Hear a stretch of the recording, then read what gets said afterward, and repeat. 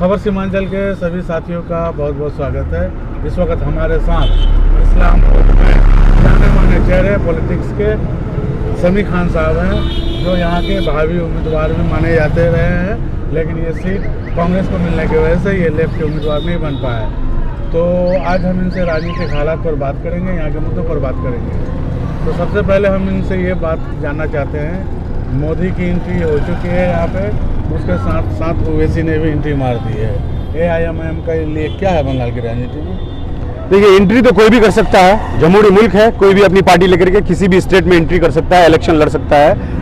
तो बात यह है कि आप जहां तक पूछ रहे हैं कि MIM, तो MIM के बारे में ज्यादा बातें खर्च करना मुझे लग रहा है कि वक्त की बर्बादी है। यहाँ क्या है MIM? नहीं है उनके लिए? नहीं, बंगाल में MIM की कोई जगह नहीं है, क्योंकि बंगाल के लोग जो है वो गंगा जमुना तहजीब में यकीन करने वाले लोग हैं।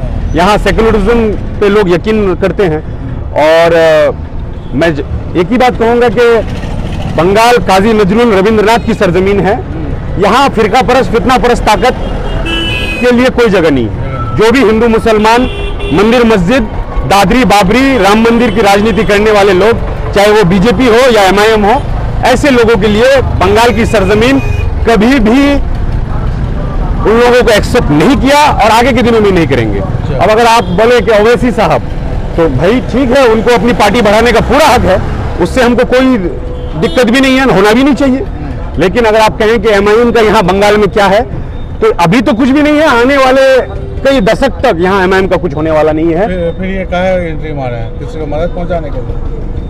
देखिए, उनके बारे में मैं ये कहूँ कि वो किसी के लिए मदद पहुँचाने के लिए, ये मैं डायरेक्ट कहूँ तो शायद ये ठीक नहीं होगा। लेकिन हाँ, एक बात है कि उनके कहीं इलेक्शन लड़ने से, एक सीट में इलेक्शन वो लड़ते हैं, इलेक्शन जिस सीट में लड़ते हैं उस सीट में जो वो बातें रखते हैं, वो बातें मीडिया सोशल मीडिया के जरिए पूरे इलाके में पूरे क्षेत्र में फैलता है, और उसका जो ध्रुवीकरण, जो पोलराइजेशन होता है, उसका जो असर होता है उस सीट के साथ साथ दूसरे जगहों में भी पड़ता है। एक सीट पे लड़ते हैं, 10 सीट में वो नुकसान पहुंचाती है। और क्योंकि उनकी बातें ही वैसी है, अगर वो बात करते महिलाओं पर अत्याचार होता है उस पर, अगर वो बातें करते आपका जाकर के रोजगार पर, अगर वो बातें करते आपका जाकर के ये दुनिया, ये हमारे हिंदुस्तान के हालात पर, इन मुद्दों पर वो अगर ज्यादा फोकस करते तो हम समझते कि नहीं, वो आवाम के लिए बात करना चाहते हैं, राय नहीं रखते हैं। लेकिन इलेक्शन लड़ने के बाद जब हम काम की बात नहीं करके, लोगों की रोजगार की बात नहीं करेंगे, महिलाओं को उनके हक देने की बात नहीं करेंगे, स्टूडेंट को पढ़ाई लिखाई का इंतजाम की बात नहीं करके, अगर खाली हम सन 1992 की बात करें, उसके बाद हिंदू मुसलमान की बात करें, टोपी की बात करें, हम बीफ खाएंगे कि नहीं उसकी बात करें, तो ये कहाँ तक यहाँ के लोग मानने के लिए तैयार है? मुझे नहीं लगता कि खाली यही घिसी पीटी टॉपिक पर हमारे समाज का भलाई हो सकता है। और MIM के बीजेपी लोग इसी घिसे पीटे टॉपिक पर ही हैं, वो प्रोग्रेसिवनेस की बात करना ही नहीं चाहते। बंगाल में खेला होगा? हाँ, खेला होगा। क्या होगा? बिल्कुल खेला होगा।